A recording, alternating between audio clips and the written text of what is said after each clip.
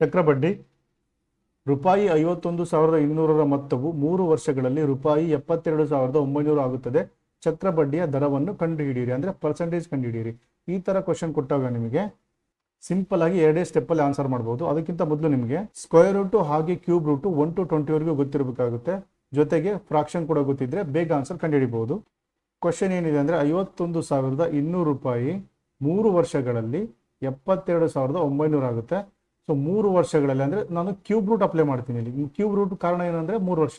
Suppose ಇಲ್ಲಿ 2 ವರ್ಷ ಇತ್ತು ಅಂದರೆ ಸ್ಕ್ವೇರ್ ರೂಟ್ ಅಪ್ಲೈ ಮಾಡಬೇಕು. ಓಕೆ, ಸಪೋಸ್ 4 ವರ್ಷ ಇತ್ತು ಅಂದರೆ 4 ಈ ಥರ ಅಪ್ಲೈ ಮಾಡಬೇಕು.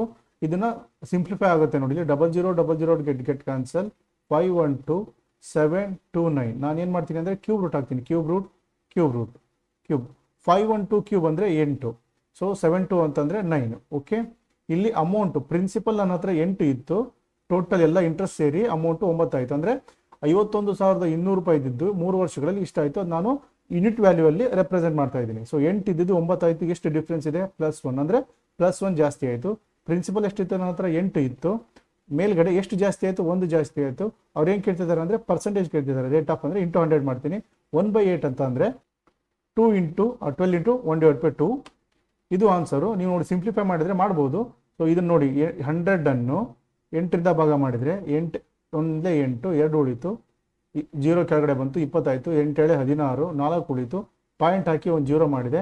8 5 40 ಅಂದರೆ 12.5. 12 × 1/2 ಪರ್ಸೆಂಟೇಜು. ಸೊ ಇದೆಲ್ಲ ನೀವು ಟೈಮ್ ಕನ್ಸ್ಯೂಮ್ ಆಗುತ್ತೆ.